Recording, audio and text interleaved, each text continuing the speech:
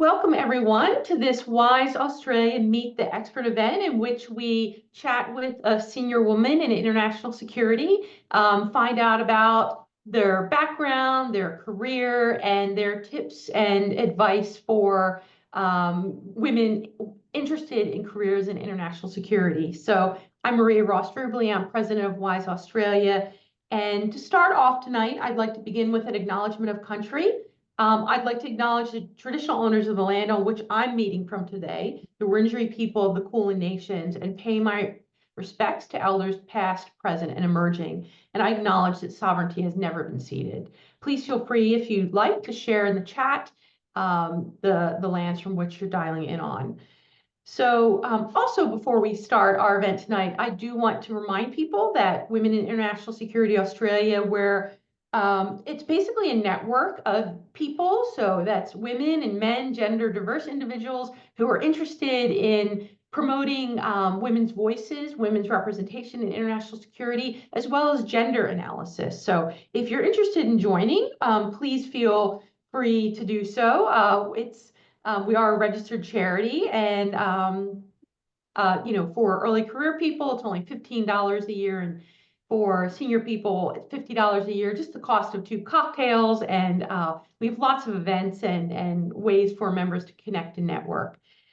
So today we are absolutely delighted to have the leader, the executive director of an extremely influential organization to talk with us tonight. And that is Shatabhisha Shetty, who is the executive director of the Asia Pacific Leadership Network. And I'm going to pop in the chat APLN, so you can find out more about APLN and the amazing work that they do. I mean, I really encourage you to look at their website. There are very rich resources on all sorts of security issues related to the Asia Pacific, related to nuclear issues, but beyond that, nuclear deterrence, disarmament, questions related to risk, and strategic questions in the Indo-Pacific. So the APLN is one of the very top organizations in this area, and I encourage you to check them out. So we're so delighted, Shata, to have you with us tonight. As I mentioned, she's been executive director of APLN since March 2021. She previously was the co-founder of APLN's sister organization, the European Leadership Network, serving as deputy director for over a decade before joining us in the Asia Pacific at APLN. She has a very long history of work related to nuclear disarmament issues, including running the top-level group of UK parliamentarians for multilateral nuclear disarmament and nonproliferation.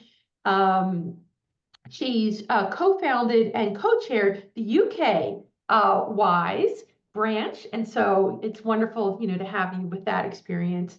And so we're going to talk to her about some of her experiences. I also want to mention that she has a master's in international public policy from University College London and a bachelor's with honors in computer science from here at Watt University in Edinburgh. So welcome, Shata, very much.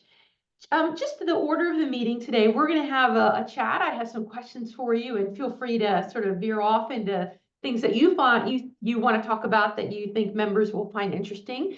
About halfway through, we're going to stop the recording and open up to Q&A from the audience so that we can just have a frank discussion. This recording will go on our YouTube channel. And then I also want to take a moment before we start to introduce our research associate, Lana Liu, who's an art student at the University of Melbourne, and who's been working with us on a number of projects here at WIIS Australia. And Lana's done an amazing job, so thanks very much, Lana. So Lana will be taking the Q&A portion and writing it into a blog for our website, keeping everything high level, anonymous. So you can feel free to ask whatever questions you like. It will definitely, we'll be keeping it so that, questions that you ask, you'll definitely be anonymous. And we can just share things, without having to worry about your face being on the internet asking that question.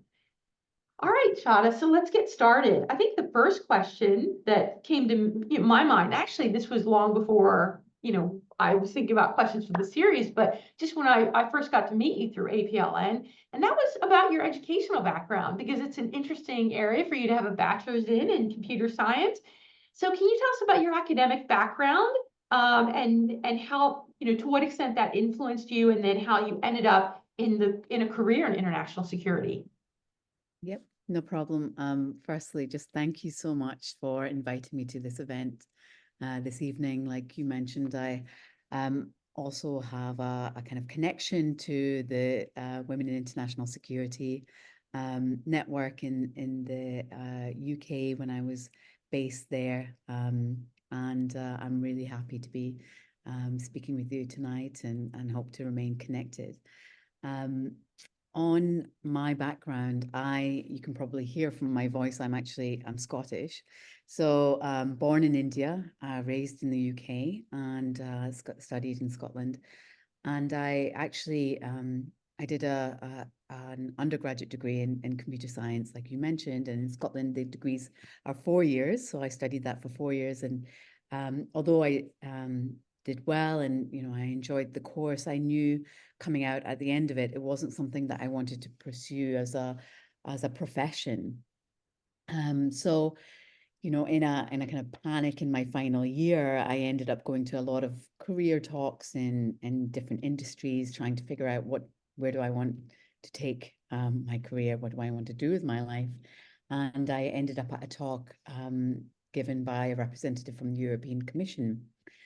And they were looking for people from universities in the UK because, interestingly enough, and this is probably prescient of, the kind of future of relations between the UK and the EU. But funnily enough, at that time, and that was around 2004, they didn't have enough applicants from the UK, and they were encouraging people from universities there to apply to do kind of internships. So I applied and I ended up in Brussels. I was, one of the youngest people there actually, and it really opened my eyes to the world of politics and policy. I had never been exposed to anything relating to politics. I come from a background and my family, very traditional, with a doctor as a father, and my mother, raised 3 kids so at home, and so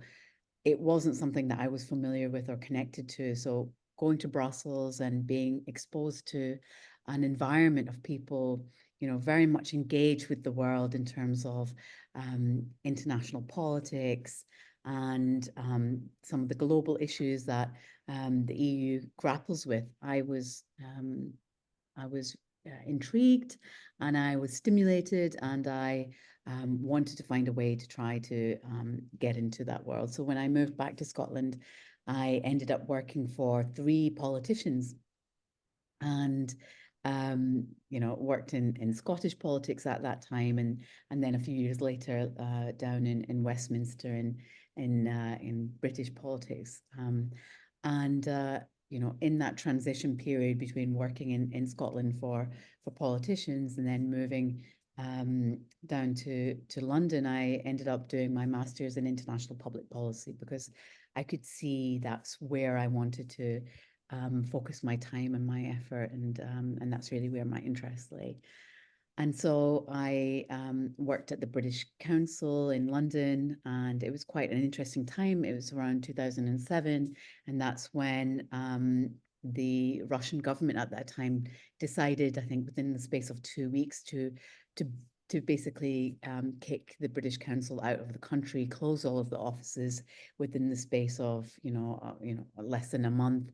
And it was a big kind of, in a way, diplomatic incident, and so it was fascinating. I worked in the press and parliamentary affairs team to be a part of that and to see how that was managed internally within that organization, and how their kind of public affairs team also handled that crisis. And then I moved back into politics in Westminster, working for a former UK Defence Minister, Des Brown, and it was actually when I was working there that we ended up establishing the top level group of UK parliamentarians for nuclear non-proliferation and disarmament, and that was a cross-party parliamentary group comprised of nearly all the former foreign and defence secretaries and chiefs of defence staff in British politics, who, interestingly enough, across the political spectrum, were all in support of the kind of global movement at the time of working towards a world free of nuclear weapons, which was an issue that was kind of very much promoted by President Obama during his Prague speech, and the mantle of which was carried by many other individuals across the world, including those individuals in the UK. So then that's really how I got into the nuclear policy space. Actually, it was quite a circuitous route, unexpected. I kind of fell into it, and through that, that's how I ended up, co-founding the European Leadership Network, establishing that organization, and then moving eventually to Australia and working as director of the Asia Pacific Leadership Network. Fantastic. That's really fascinating. Sort of the circuitous turns there, especially if you think, so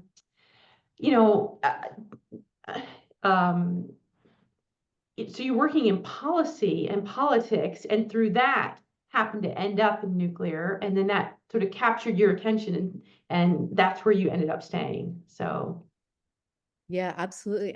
At the time, it's hard to imagine now given the state of the world, but, at the time in 2009, there was this huge momentum, this enthusiasm and ambition that we can do something about addressing the nuclear challenge.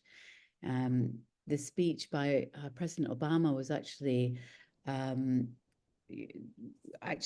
a kind of precedent from op-ed pieces by other very senior figures, Henry Kissinger, Senator Sam Nunn, George Shultz, and Bill Perry had written a piece, or a couple of pieces actually, in the Wall Street Journal, and that was replicated in countries all across the world.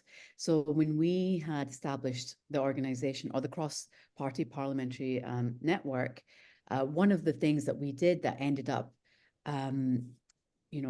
being the genesis for the European Leadership Network was connecting all of the individuals in Europe who had similarly written op-ed pieces in their respective national papers. And it was by individuals, again, not the usual suspects, former foreign secretaries, former defense secretaries, former military chiefs.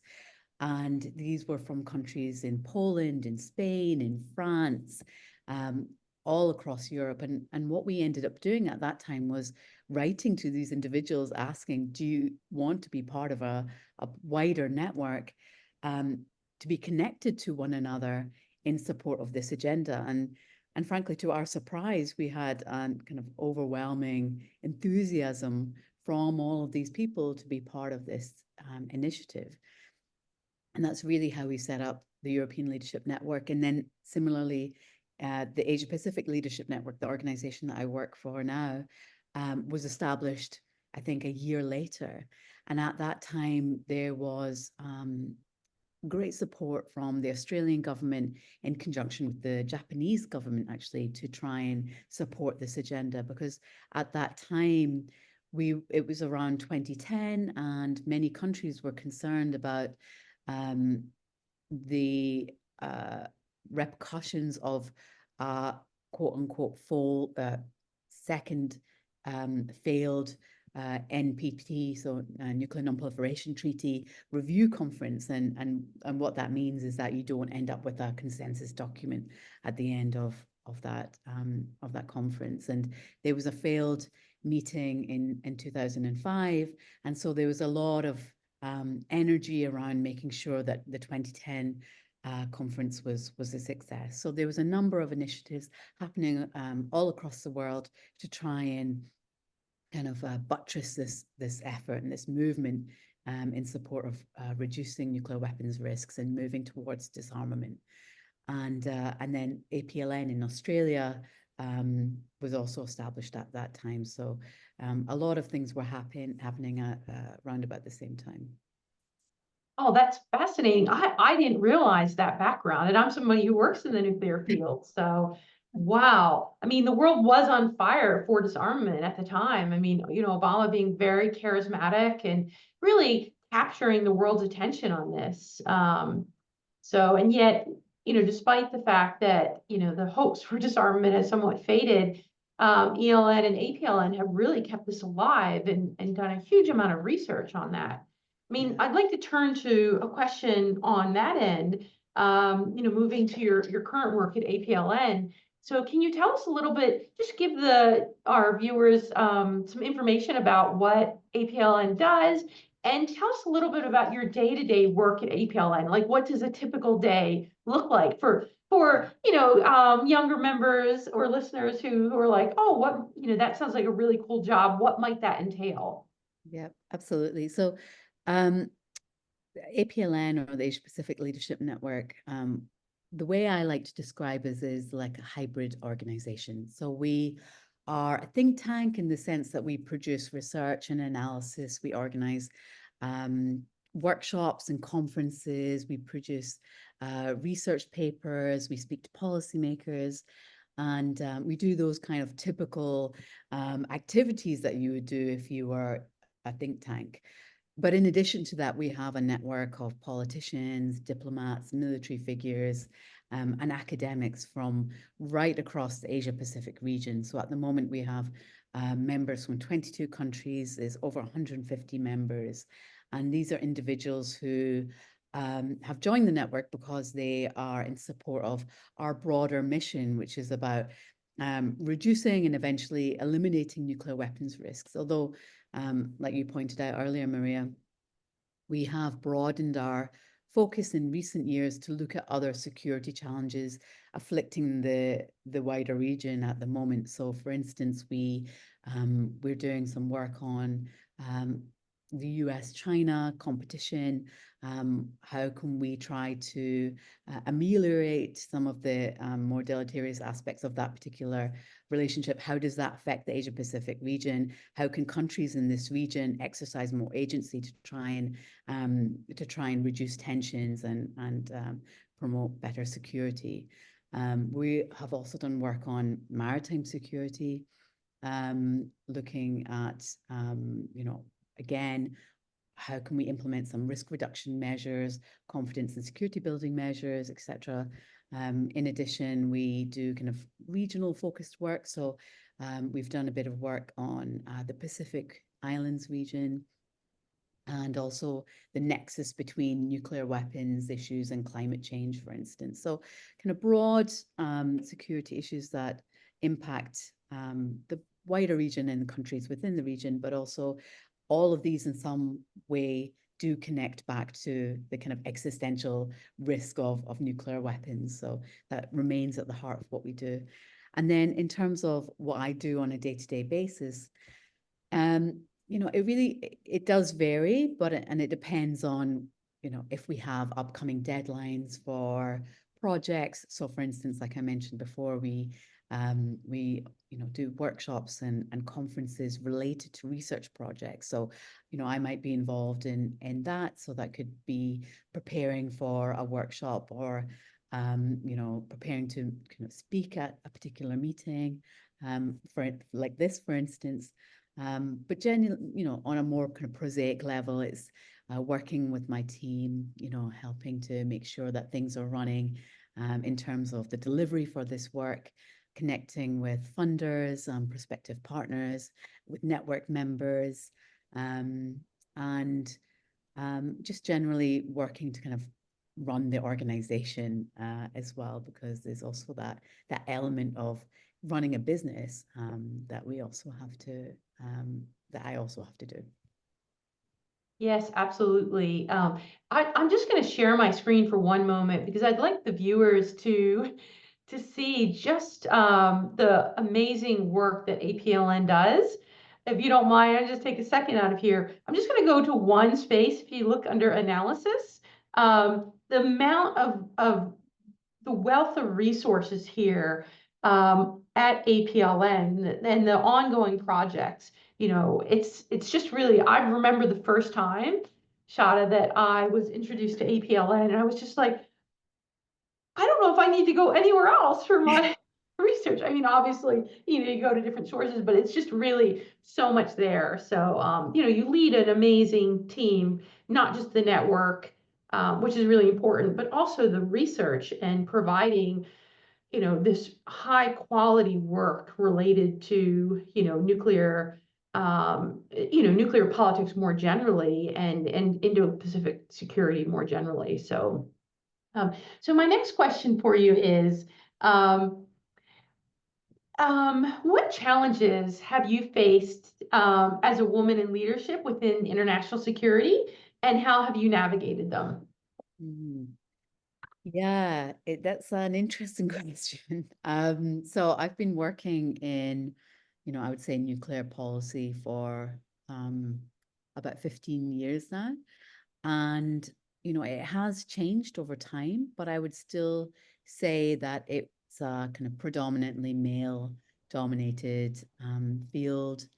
Um, and, being a woman and a woman of color, often, I've been in many meetings in the past that where I have been the only woman or one of very few women. I've been in many meetings where I've been the only non-white person. And, that in a way presents its own challenges in terms of that feeling of kind of imposter syndrome, or do you do you not belong here? And do you just, for me, I've had to just recognize that I'm in the room for a reason. I'm here for a reason. I'm sitting at the table because I belong here. And so trying to kind of overcome those, in a way, mental hurdles, in addition to that kind of very visible difference, is something that I think if you work in this field as a woman, you just have to, it's a reality that you have to overcome, but we need to do more, like supporting initiatives like WIIS Australia to try and address this kind of disparity in the field. And I think as well, for me, I'm in my 40s now, but I'm someone who's always looked quite young. So I've had that issue of the perception of being someone who is maybe inexperienced or doesn't necessarily, again, belong to the conversation. So I think, making sure that I've had that, feeling internally that I belong here and I have something to say, has helped. And so that means developing resilience over time, building that confidence, building confidence in your own expertise, and then also just being part of support groups and support networks. Also, because of the way that I entered nuclear policy, even though I did a master's in international public policy, nuclear is very niche. It's very technical, and there's a particular vernacular that people use, and it's almost like, it's very much its own language. There's a very closed community, so feeling like that, you belong there, or you can penetrate that world, that can be quite intimidating. And it was very intimidating at the start. But I think the way that I entered the field was, even though it was through that grouping of, politicians and others in the kind of politics and policy space, we always also had a bit of an advocacy bent to what we did.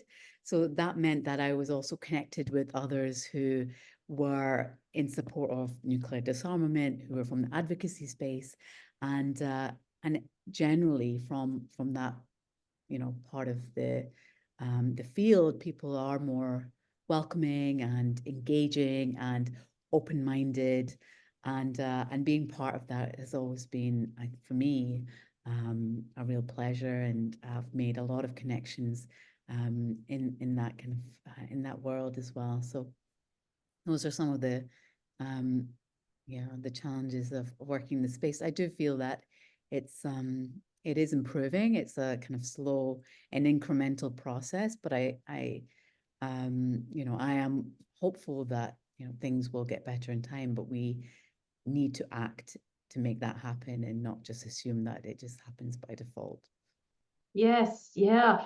I mean, that a lot of what you said resonates there. And at WIIS Australia, we're, very interested in intersectionality. We think it's a really important part of the conversation, that gender is very important, but it's a lot more than gender, that there's actually a lot of voices that are historically excluded. And so it's interesting to hear that you've sometimes been not only the only woman, but also, the only non-white person. So, I mean, have you felt, this is something I've felt at times when I've been the only woman in the room, that people look at you as, oh, well, you're the facilitator, you're not the subject matter expert. And, how do you cope with that?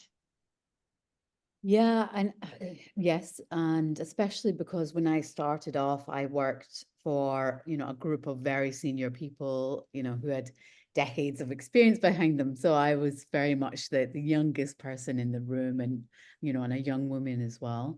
And I think the way to tackle that is to be prepared, to know your stuff, and, you know, to live in the discomfort in a way. I mean, that is part of growing and succeeding in whatever you do. I think having that mindset that, you know, this is a challenging situation, this is a challenging environment, but actually that's what makes you stronger, and that's what makes you develop as a professional and develop as a person. So the more opportunities you get to respectfully assert yourself and assert your expertise and really contribute to the conversation, um, is another step on the, you know, ladder of your own kind of progress and your own you know, progression as an individual.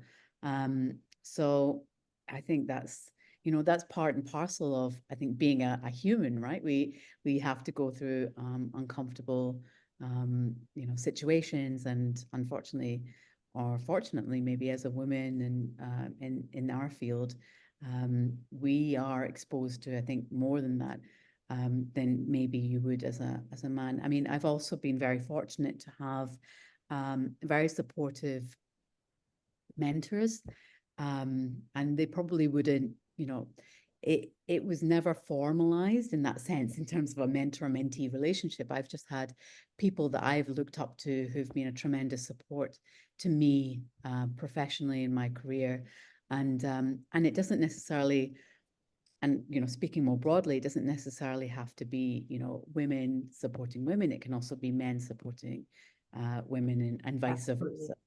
versa. So for me personally, I've had, you know, some very supportive male mentors who, for instance, even in these meetings, have introduced me in a very respectful way. You know, I've been in situations where it's been a boss, and I've been in a meeting, and it's been very, you know, there's been very senior people there, and they've introduced me not as their employee or subordinate to them, but actually as their colleague, in a way that's respectful to me, but doesn't undermine them. And I think that takes a, you know, that means that person has a lot of confidence in themselves to not have to feel like they undermine someone else to make them feel bigger or better. And I think having that support system in terms of people that you look up to, you know, respectfully support you, in addition to having a kind of peer network, is vital